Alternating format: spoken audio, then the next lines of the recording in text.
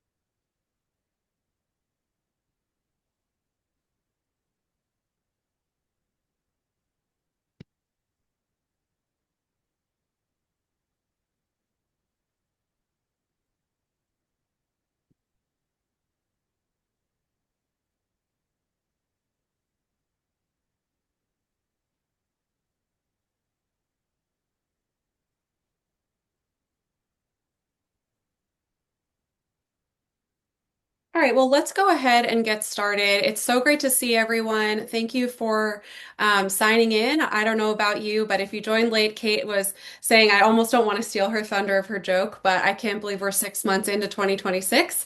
It's been a busy year and it's only a couple of weeks into February, but so excited to share out the first of our five-part webinar series to share out our findings from our national AI research. So thanks again for joining and I'm going to just cover a couple of housekeeping items in a minute, but first let's go ahead and do some introductions. Oops. My name's Audrey Ellis. I'm the founder and principal of T3 Advisory.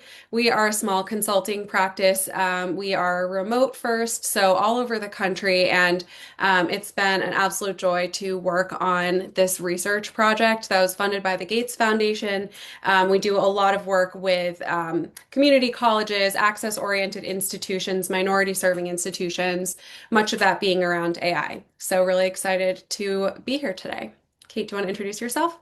Yeah, thanks, Audrey. My name's Kate Krieg, and I'm the founder of Learn Consulting based in Seattle, Washington. My background is 15 plus years in higher education, specifically community colleges. I've been a faculty member in anthropology, associate dean of liberal arts and some workforce programs, and most recently, executive director of Guided Pathways, which is Washington State's student success framework for large-scale transformational change and closing equity gaps. So I worked on this project with Audrey, and I'm excited to share what we learned. Great. So a couple of housekeeping items. This session is being recorded. All of the work that we've done for this study is open access and public goods. So we'll be sharing it out on our website as well as via email for folks who have joined or registered. We'll also be sharing out the slide deck if folks are interested in reviewing that. So hopefully you can engage and listen in and not worry about scrambling to take notes. We will have the Q&A panel already up if you want to ask any questions. Our team member Geneva is on the call and she'll be kind of fielding those as they come in. We have a lot of time at the end for Q&A because we've found that discussion is such an important part of this conversation right now with AI adoption. And we will definitely turn to those at the end, if not interspersed when they come up. So let's get started. Our objectives for today are fourfold. So, like I said, this is a five-part webinar series. We are attempting to cover a lot of ground. We'll get into it, but we had 6 research questions when we started this project, which is more than recommended. And so we want to just start to scratch the surface today.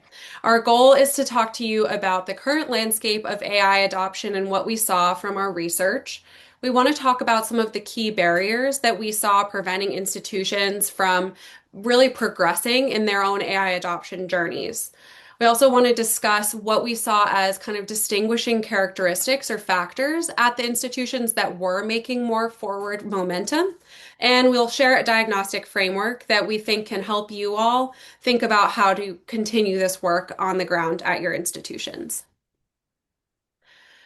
So this research study, to give a quick overview, ultimately came from kind of a parallel conversation that T3 had been having for a long time with Complete College America. I guess long time is relative term because obviously we have only recently in the last couple of years been wondering this question around AI, but I think that it's been AI has forced us, and specifically generative AI has forced us to shine a light on broader questions around not only what are incremental changes that we can make at our institutions to promote student success, but also what are transformational changes that we can make to promote student success. So we attempted to kind of marry those two questions with this research to ask, how can artificial intelligence advance institutional transformation in higher education that leads to better and more equitable student outcomes? We're not going to get too deep into the methods today. If you want to learn about those, we have a very long report that details that approach. We tried to ask both questions around what's your magic wand use case, all the way to like practically what exactly might you be facing today on campus around AI adoption. And our goal was really to focus on institutions that thus far haven't been super prominently the focus of a lot of other thought leadership and research around AI. So when you look at national surveys and data sets, you see, I often have seen that, the response rates, or if you look at the participation, there's not a heavy participation from community colleges or minority serving institutions. So we really wanted to make a proactive effort in this research to hear from that type and those types of institutions to make sure that they were part of this conversation too. So it's been a really wonderful collaboration with Complete College America, and supported by Kate, and we're really excited to share out our work. Just to preview our webinar series, like I said, today's the first of five, and the rest of these webinars will be joined by institutional practitioners. So really excited to get a chance to spotlight some of the work happening on campus. We have one scheduled each month. So next month, we'll be talking about assessing your institution's AI readiness with Alabama Community College System. We'll be talking about building AI capacity with a panel of folks to think about faculty, staff, and students and AI capacity. In April, we'll be talking about some of the more kind of I know everything's complex with AI, but things related to costs, risk, and governance in May as well. And then in June, we'll be talking about really some of those more exciting forward-thinking applications and how we might take a strategic approach. So to get us started, now that I've kind of shared an overview, I want to go ahead and get a sense from the group around where you all are on campus. And if you could, in the poll, in one word, describe your institution's current approach to AI.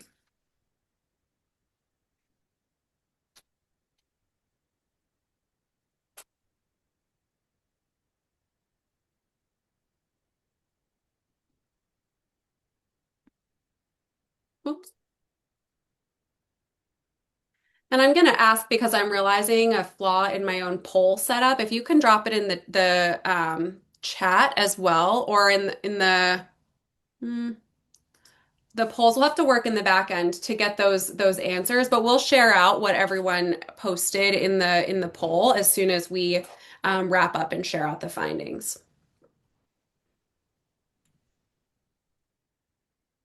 Great. All right. Well, thank you for sharing. We're excited, and please keep dropping that in. Excited to see what you all are sharing out with us about AI adoption in one word at your institution. Okay.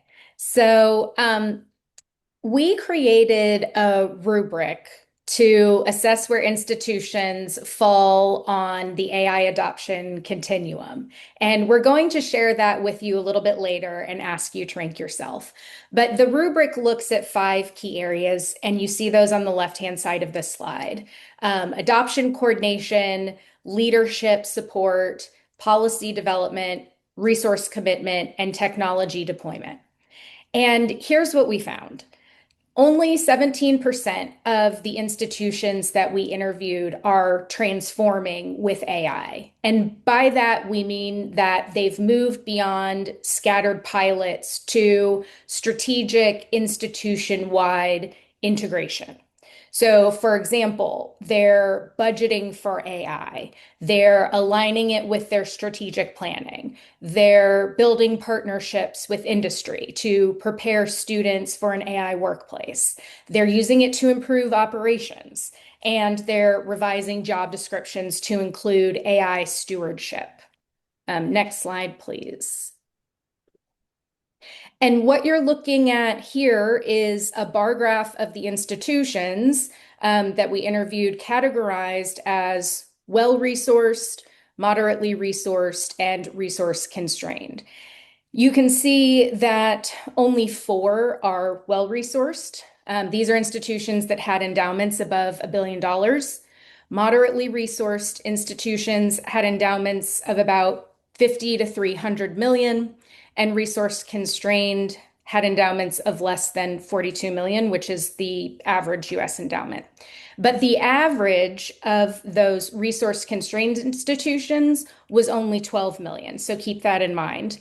Within these categories, you're looking at colored bars showing you how many were transforming, scaling, or experimenting.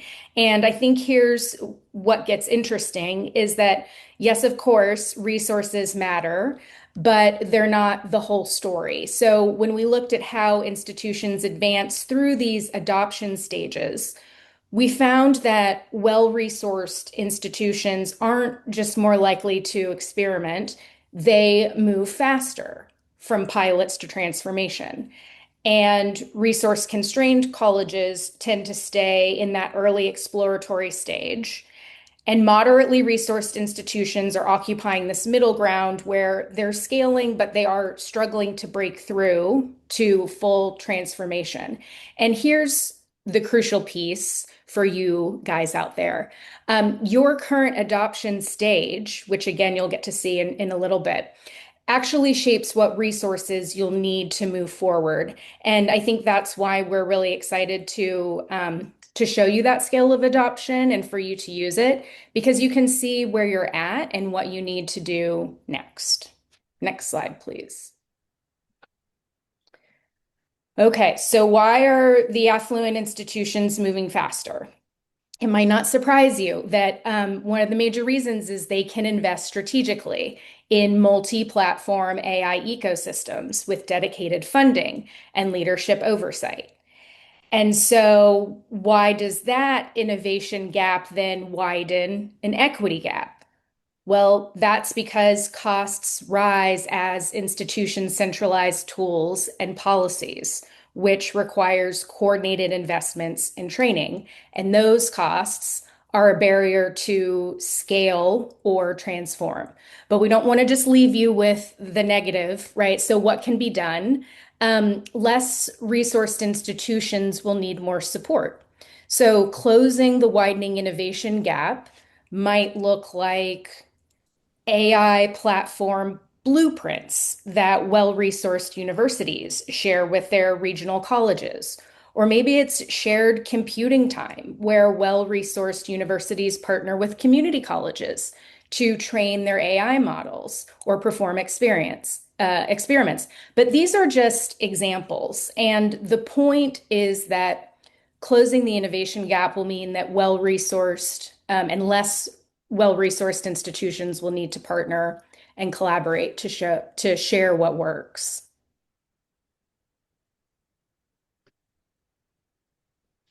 So, beyond looking at AI adoption at the institutional level, we also wanted to understand what was happening within use case specific AI adoption, especially because we've seen so much adoption happening in pockets and in the absence of a centralized strategy.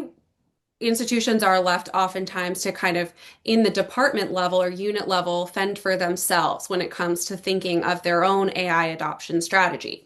So one of our elements of our research really was designed to understand within each of these operational areas of an institution, where was adoption being experienced and where did the participants see high potential for adoption. So in this kind of gold color, you'll see areas highlighted that were considered to have high potential but under adoption. In the blue color, you'll see areas that were already seeing a lot of adoption. And, there were definitely scatter shots across all of these. None of these were entirely untouched.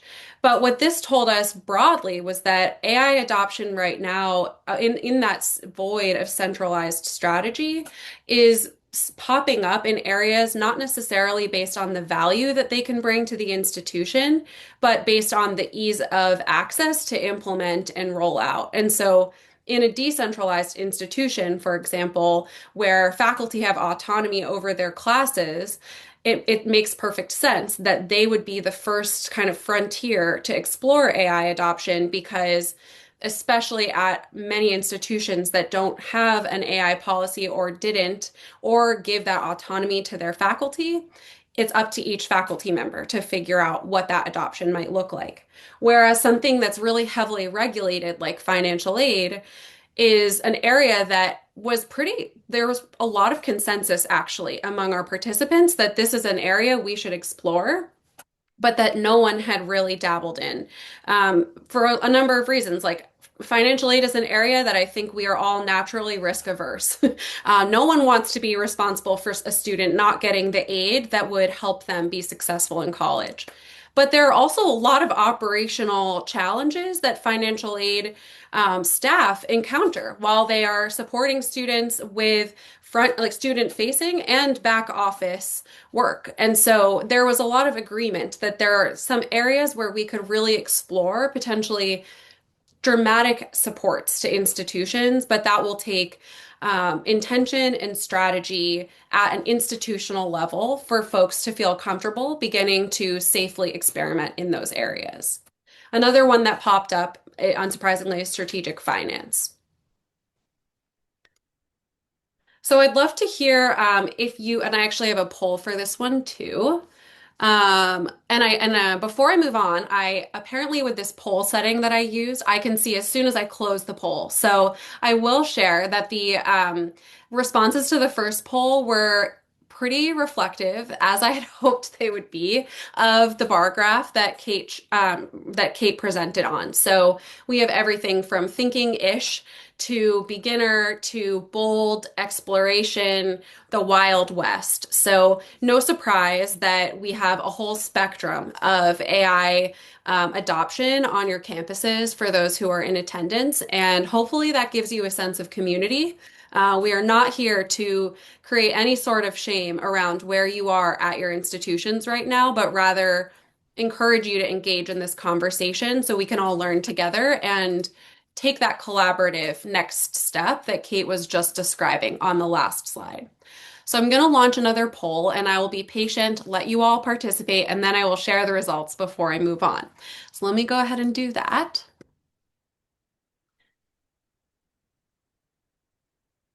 So I'd like to now ask you, beyond teaching and learning, where do you see the most untapped potential for AI at your institution?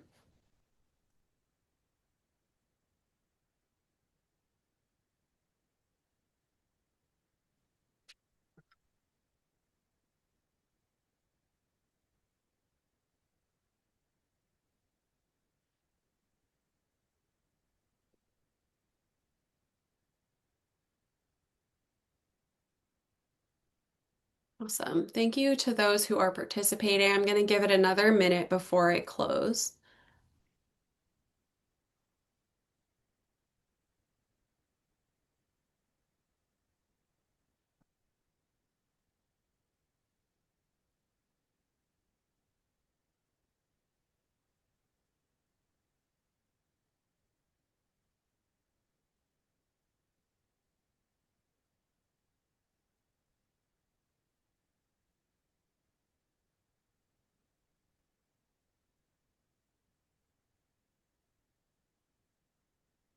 All right, excellent. So I'm going to go ahead and end the poll and then share the results.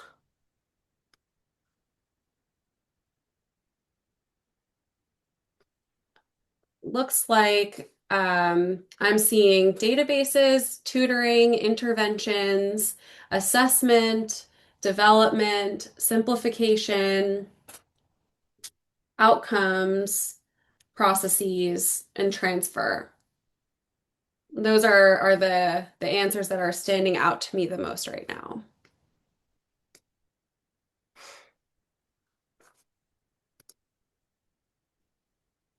Great. And so with that, and like I alluded to earlier, this was one of the biggest trends that we saw in the work that and in our research was institutions are in that Wild West moment, living in this current reality of kind of a scattershot use case approach. And the more I look at the slide, the more I think it looks like a petri dish.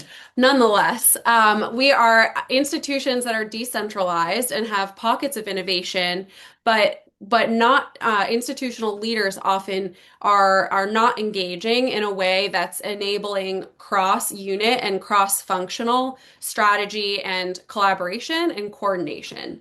So that's great. Like we're taking AI and we're using these opportunities to solve discrete challenges, but the risk is that we're not necessarily understanding how we can share lessons learned or kind of scale the impact that we're having by taking an approach that might be multi-unit or multifunctional or breaking down silos between areas. We wanted to know, and we saw that institutions that were starting to move away from this kind of scattershot approach, as Kate alluded to, they were starting to experiment and explore with more all-in-one AI solutions in-house, where they could then develop their one-off use cases and kind of stand those up and roll them out to solve specific problems. But that was happening in a centralized way because they owned the access to their system. Obviously, like we said, really resource intensive.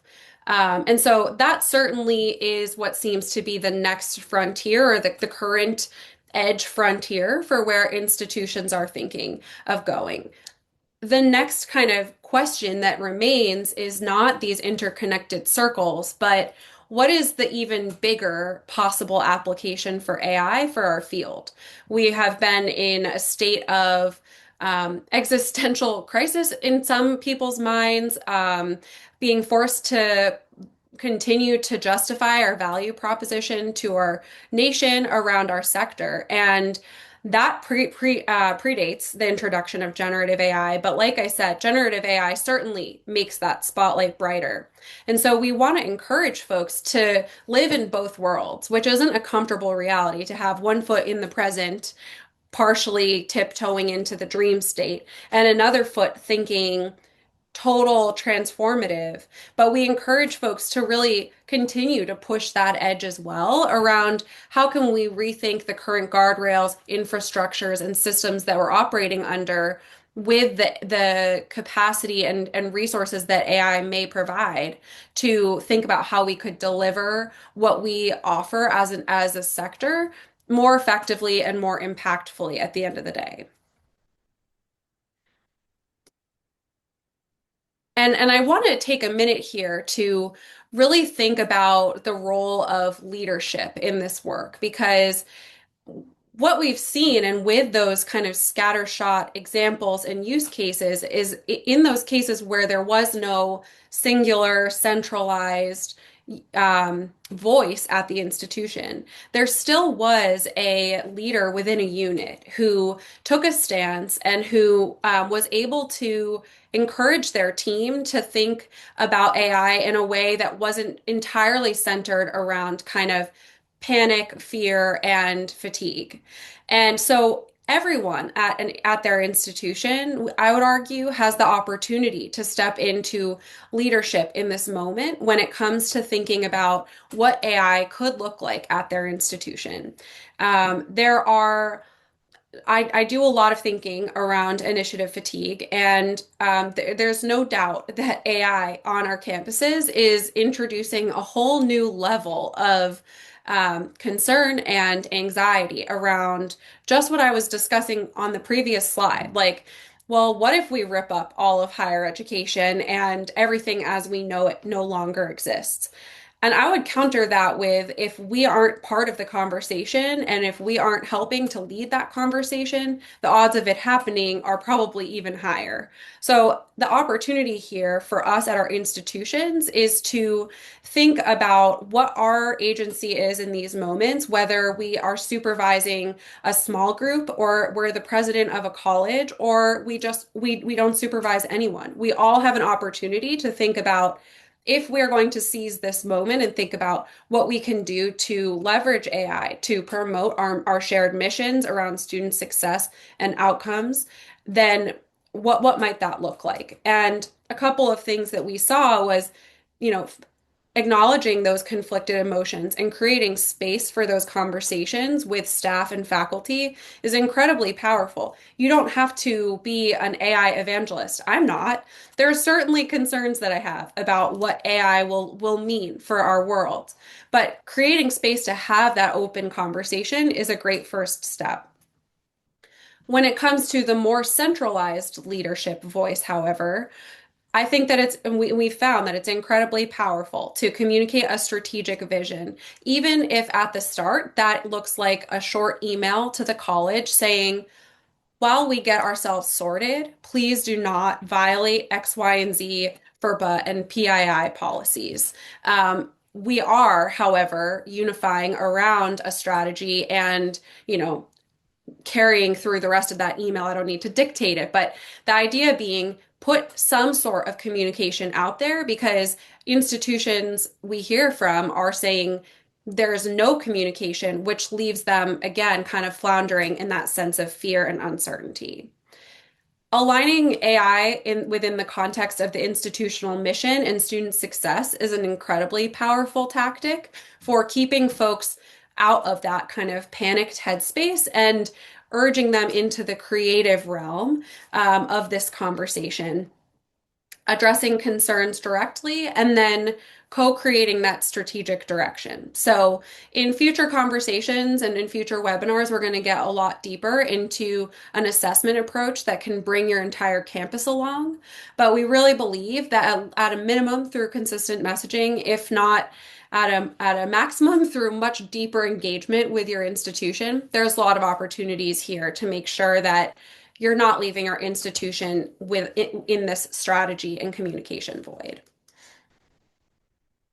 And so, with that, we want to propose a possible path forward. There are a lot of ways that institutions can and have adopted AI. And this is, I would say, more inferred from our experience combined with the research than the actual approach that most institutions are currently taking or that most institutions have taken to get where they are to today.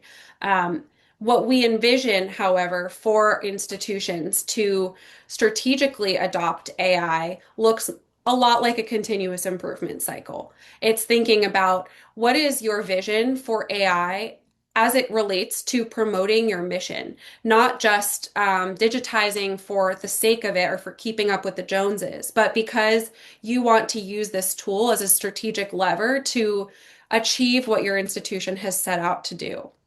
The next step being to assess. So at this point, we are 3 years plus into this generative AI moment. I can say without any or I can say without a shadow of a doubt that someone on your campus is using AI, and it's potentially in what we would call like shadow use, or it's strategic but limited to a unit. We would encourage you to take a moment and not instantly react, but rather assess, understand what AI adoption looks like at your campus or campuses before kind of deciding what your next step is going to be. The third step being building capacity. So, thinking about what all of those costs that Kate described on that earlier slide around equity, they are not limited, even in the slightest, to the cost of licensing. Your institution needs to be prepared to think about the hidden costs of AI adoption, which comes from things like carving out time for your faculty, staff, and students to learn about AI and to engage with AI literacy and AI tools. That is absolutely a cost that is often overlooked in many big change efforts, but especially in this case where I am learning as every day, just like you all are. And probably what I learned today will be different in a week as Claude or ChatGPT rolls out new features. So we need to be prepared and really be proactive about building out that capacity. That's something you can do before you decide necessarily what exact direction you want to go. And that, again, will help quell some of that anxiety that could be building at your institution. The next step can be pilot and procure. And the reason that we put this so late is because we want to encourage you to build in time to build that capacity, assess, and make sure you're really being strategic about where you're spending your dollars before you start committing to vendor engagements. In the scattershot scenario, we heard many times about institutions that, upgraded or added on features to existing products that they had because those products were adding AI into their platforms. The vendors are incentivized to sustain that model where they are disconnected access points to AI that don't necessarily speak to one another and are all on different timelines from a contracting standpoint. So rather than continue to kind of purchase and procure and pilot point solutions, which is not necessarily something we're saying don't do. That was a double negative. We're not opposed to taking that approach, but we want you to think about if that's the right move for you based on where you're going to get the most value for the vision you have for AI at your campus before you get too far along down that path. With that, we encourage you to think about scaling what works. Super important is to, of course, also sunset what isn't. So if there are pilots that aren't working, having an exit strategy early and speaking that out loud to your vendor, to your team, that this is an experimental moment. And if I can make a plug, sharing with the field what you are sunsetting and why it didn't work is an incredibly valuable thing that I think we could all serve to benefit from more of.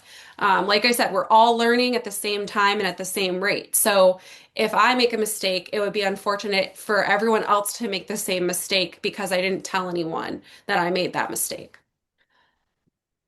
Some of you may be wondering where governance fits into this, and it's not clean because it fits into the entire process.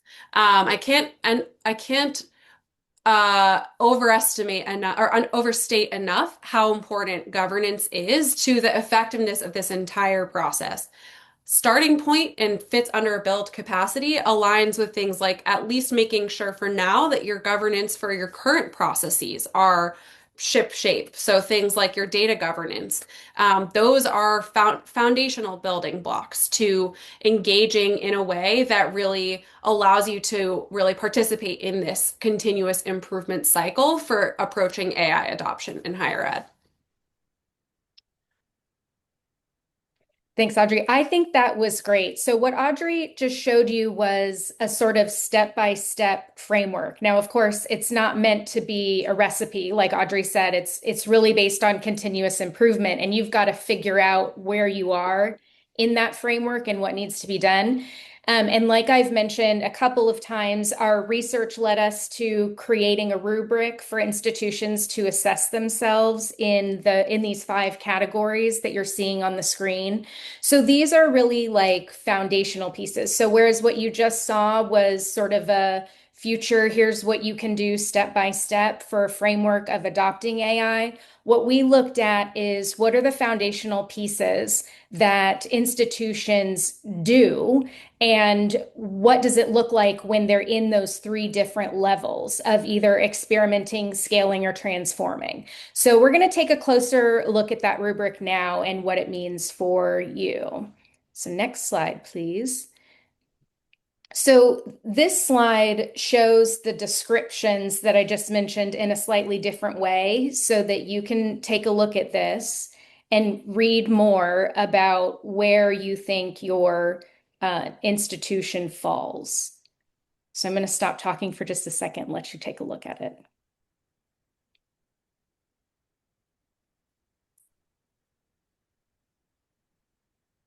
And Audrey's going to launch a poll for you to assess yourself. So the question is, after you take a moment to review the rubric, tell us where is your institution widely on that AI readiness spectrum? And Audrey also did a great job really delving deeply into the leadership piece of that. So she described a lot of what strong leadership would look like and great solid examples of what you can do. Because I know we're going to ask you next to try out an action item for what you can do to make a little bit of progress in one of these foundational areas. So go ahead and vote on that poll.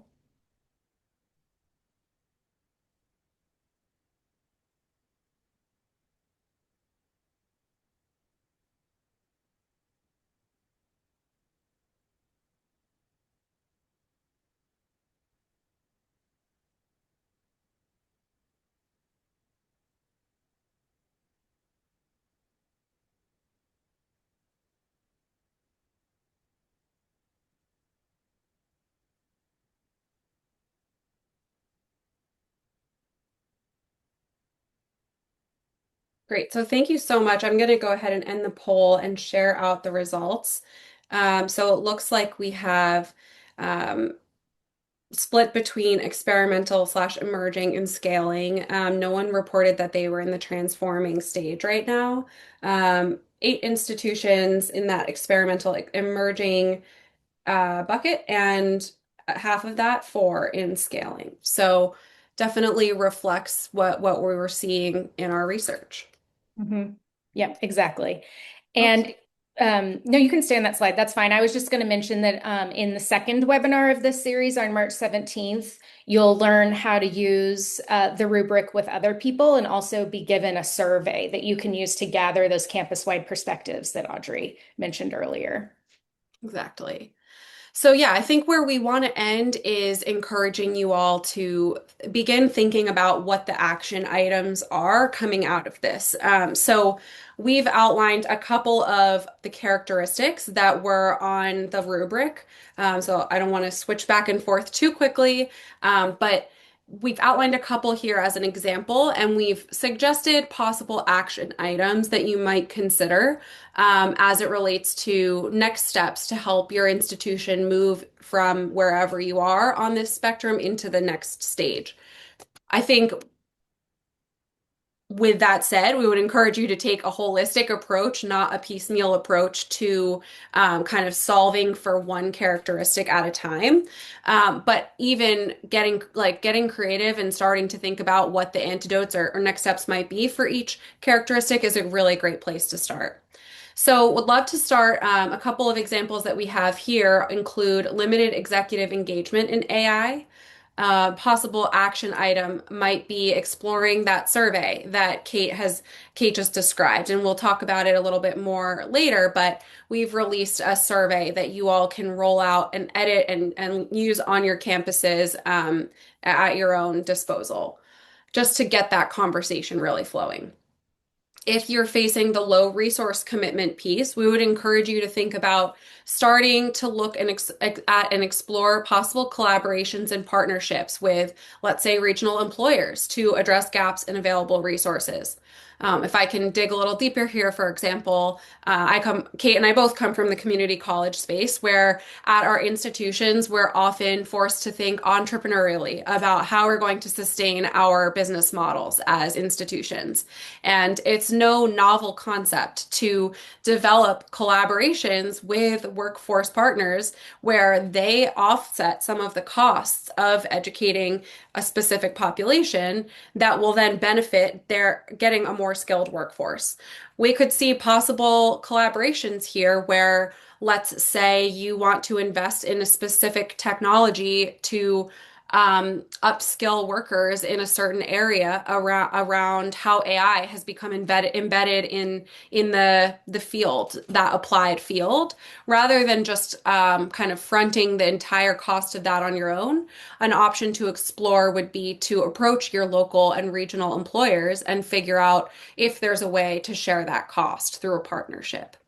You might also consider things like Kate mentioned earlier, partnering with and sharing resources if you have them. So this is bidirectional.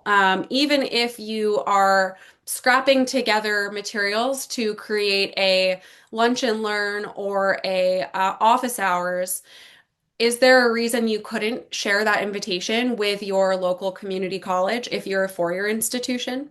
Or is there a reason you couldn't invite your four-year partners to join that discussion as well? So thinking about not just getting, but giving in this moment too.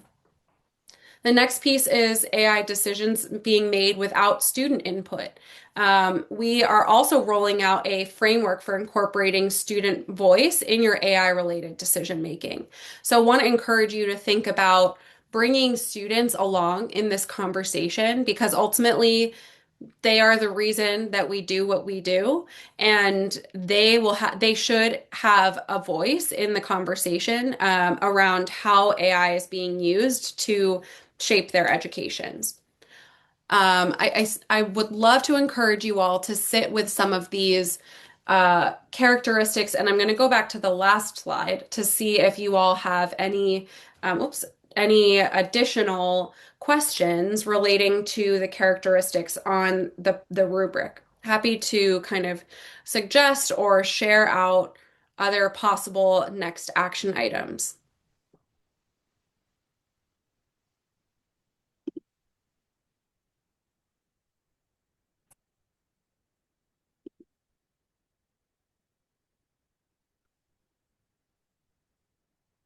And it looks like the chat is accidentally disabled for this conversation. So if you did want to share them, would love for you to share it in the Q&A.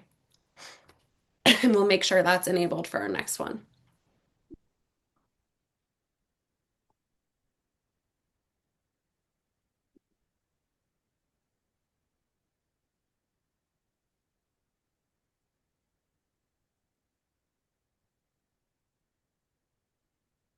All right, if there are no questions on this, I want to make sure we spend a little bit of time giving you a lay of the land of what resources we will be rolling out or that already exist. I shared a QR code here. If you signed up, you probably already have been on our website and seen all of our public goods research and materials on our landing page. But there's a lot there. So I'm just going to walk you through a little bit of what we have and what we've created. We have a very long, like 80 to 90 page report that goes into really great detail about what we've discussed today, our methodology, and quite a fair amount of analysis, as well as a lit review and executive summary, etc. That also is accompanied by a kind of distilled version of that report that's the 10 lessons that we learned from this research. It's meant to be a quicker read, will generally get you the same insights, but in a little bit less detail. We also have a series of tools that we've rolled out. And like I said, thanks to the Gates Foundation for supporting all of this work, all of the tools are free and available to the field under the Creative Commons attribution. So everything from question and answer prompts, or just really question prompts, discussion prompts that you could use in a professional development, all the way to editable survey suite, adoption rubric, frameworks for how to incorporate your student voice into your decision making. We are about to post 3 more toolkits that have been going through our graphic design process right now, so please stay tuned as those roll out. But we'll be rolling out more on meeting material, meeting agendas, and conversations for engaging with your workforce partners about these conversations, as well as a framework for thinking about how to adopt a staff training at your institution. Not to steal the thunder from our third presentation in April, had to count the months there. But we will be talking more about one of our big findings from this research, which is that staff training has been gravely overlooked in the conversation on campus. And much of that just comes from the way that our institutions are structured with teaching and learning centers, where it's a natural extension of their work to talk about AI, but there isn't kind of a counterpart hub for that conversation to live when it comes to staff. So we want to encourage you to think again, not just about faculty and student literacy, but staff as well. All of those materials are coming or available. You can download them. I would say rip them off, but they can't be ripped off because they're under Creative Commons attribution. So we hope that you will use them. And then we also have a series of one pagers that are actually three pagers typically, but they're meant to give you some kind of talking points and food for thought, if you will, around things like the training roles that you might consider rolling out with job description templates, thinking about like the hidden costs that I alluded to earlier beyond just training and licenses. There are so many things to consider when it comes to the costs around AI. We have a one pager around the threats and opportunities of AI in higher education. Great fodder for discussion with your campus teams. And then we have one about the AI adoption prerequisites. So really excited about this work and to share it all out. And we would absolutely welcome any feedback and stories about how you may or may not be using the materials. The more that we can continue to refine them or adapt or develop more, we would love to. It's kind of a treasure trove of data from this research that I feel we've still only scratched the tip of the iceberg on. So a lot more to come. And we will be, like I said, sharing out the links and all of that. But I did want to also share the QR code for our next webinar. If you haven't had a chance to register, hope that you'll join us. I'll be joined by Mo Obidot, who's the Deputy CIO and ERP and AI at the Alabama Community College System. And we'll be talking about how we're actually using that survey suite at their system to assess where their entire system is when it comes to AI adoption. So, with that, I wanted to turn it over to see if there are any questions from the audience. And I am 1 minute behind, but that was, I think, impressively timed, if I do say so myself.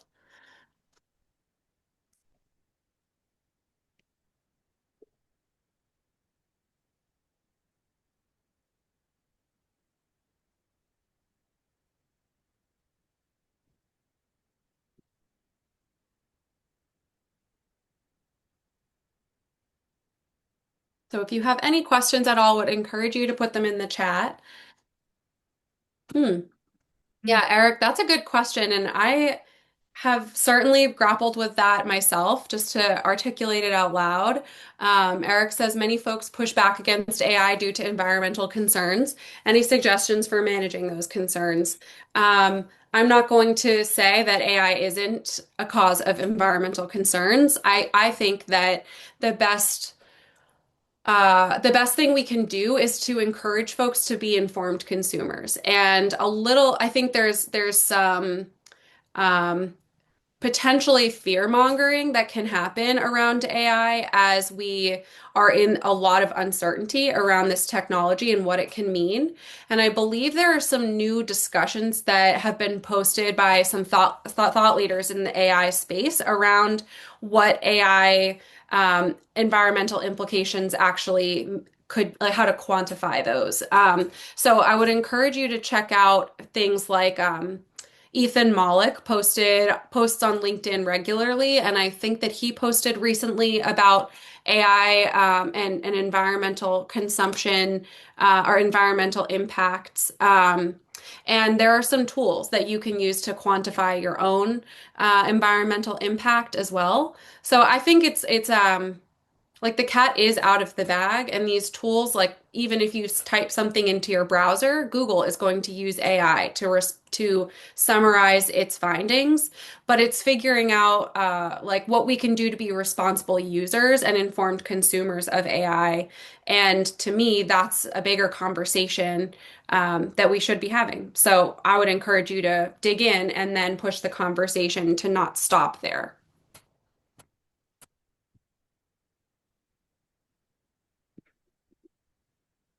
Thanks, Eric.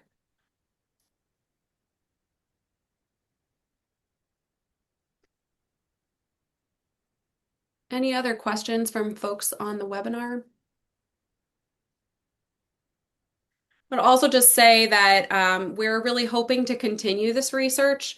33 institutions is a lot of institutions, but it certainly doesn't scratch the surface of institutions out there. So if you are doing something interesting with AI or want to continue the conversation, would love for you to reach out. You should have our contact information, but it's Audrey at t3advisory.com. And we'd be really curious to learn about what you all are navigating on campus as we're in this moment. And I will just make a quick plug. I see some folks on the line names I recognize that are from intermediary organizations.